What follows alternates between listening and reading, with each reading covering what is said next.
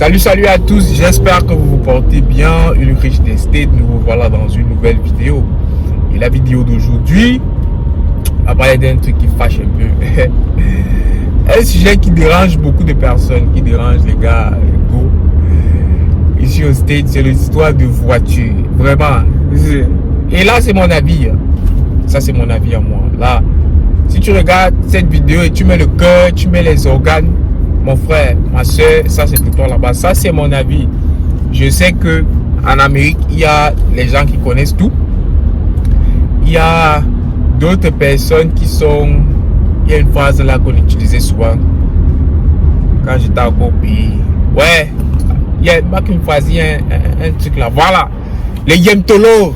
Ceux qui sont les yemtolos, ceux qui sont détenteurs de la science infuse, ceux qui connaissent tout.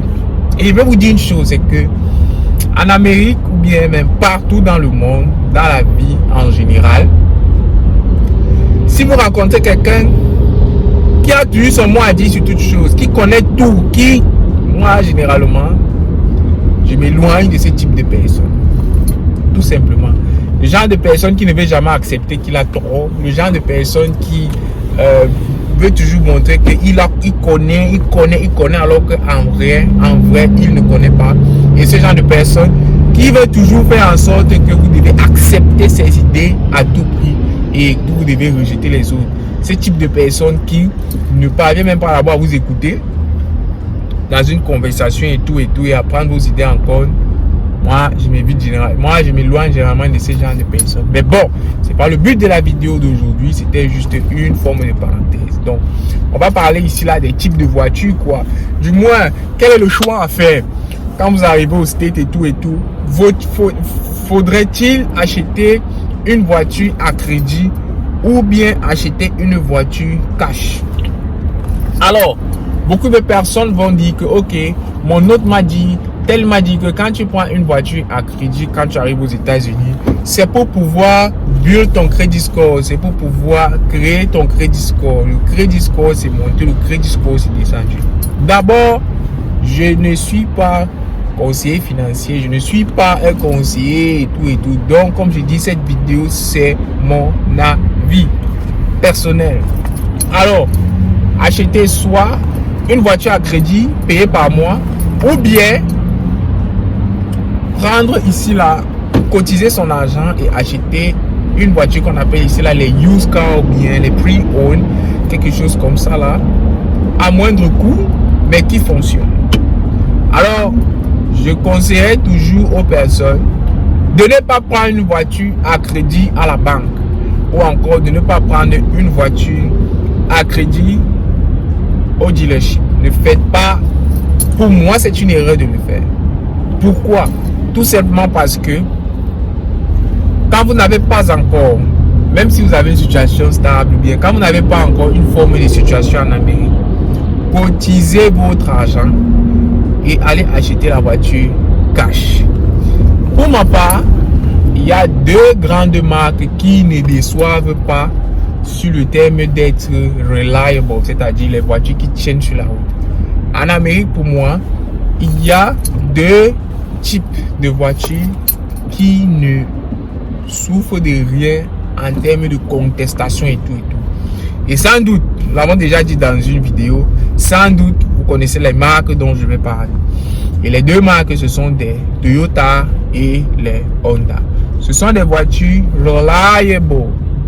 Les voitures américaines là, je ne suis pas sûr que vous allez supporter la maintenance. Vous avez besoin de quelque chose qui vous amène d'un point A à un point B quand vous cherchez encore. Vous avez besoin d'une voiture qui vous amène d'un point A à un point B quand vous cherchez encore.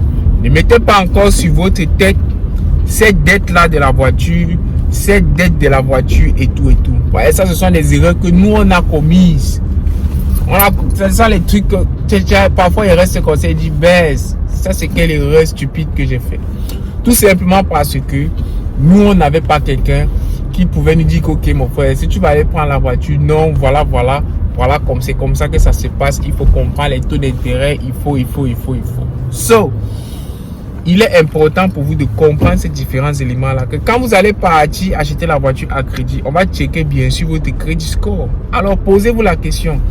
Si vous n'avez pas de crédit score et que vous partez acheter une voiture, pour vous, le taux d'intérêt sera haut ou il sera bas.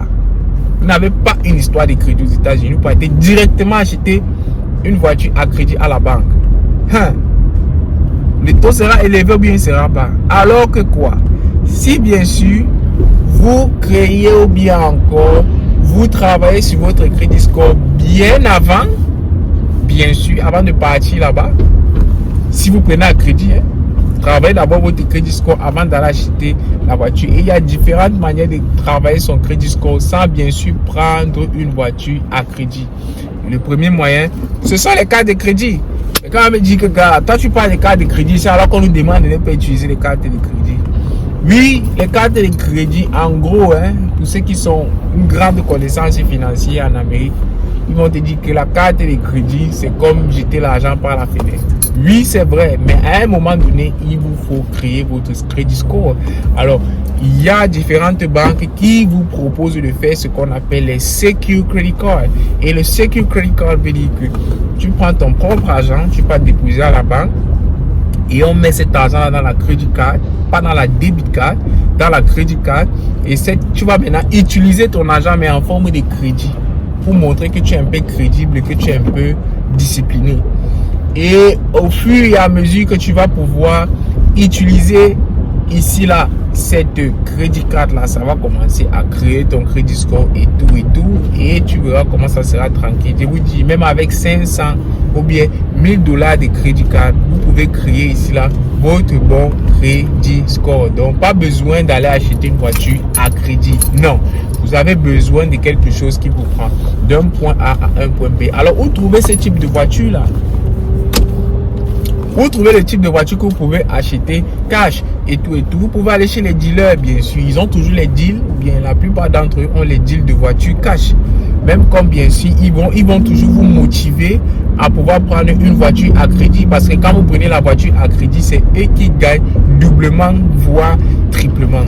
Alors que quand vous achetez une voiture cash, la voiture déjà vous appartient. Parce que vous devez savoir que quand vous prenez une voiture chez le dealer et que vous payez par mois, la voiture ne vous appartient pas.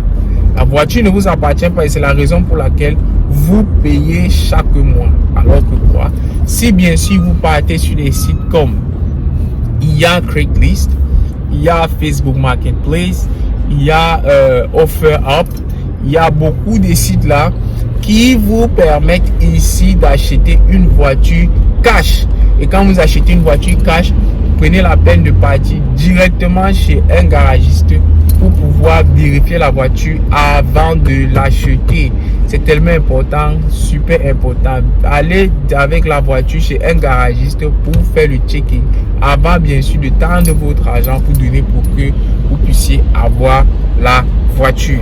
Donc, c'est très important de pouvoir regarder tous ces éléments-là. Et je dis, ça c'est mon avis personnel. Maintenant, si quelqu'un vient dire là, oh mon frère, prends aussi la caméra, tout ne t'a pas de vidéo pour dire ce que tu en penses. Mais en termes de crédit, ce sont des choses que actuellement nous sommes en train de nous battre pour sortir de là parce que ce sont des trucs qu'on a fait il y a de cela 1 an, 2 ans. On ne savait vraiment pas ce qu'on faisait. 3 ans, on ne savait pas ce qu'on faisait. Et aujourd'hui, quand on ouvre les yeux, on dit waouh, on a été stupide, on n'a pas pu faire X ou Y. Ça a été vraiment comme ça. Maintenant, on se retrouve devant les faits accomplis et c'est difficile, bien sûr, ici à gérer. C'est pour cela que je vous recommande de pouvoir acheter une voiture cash. Même si elle n'est pas trop fameuse, vous avez besoin d'un truc qui vous amène à l'école, qui vous amène au travail, qui vous permet d'aller d'un point A à un point B. Quand vous cherchez encore. Et maintenant, quand vous terminez de vous chercher et tout, gardez toujours votre petite voiture là. Et vous gardez votre petite voiture, vous économisez maintenant pour pouvoir acheter encore cash une autre voiture qui est quoi, à un niveau supérieur. Et c'est ça la vie. La vie, on part doucement. La vie, il faut évoluer crescendo. Ne regardez pas toujours forcément que telle personne conduit une Mercedes, telle personne conduit une BMW. Moi aussi, je vais aller chez le dealer, je vais aller prendre la Mercedes, je vais aller prendre la BMW.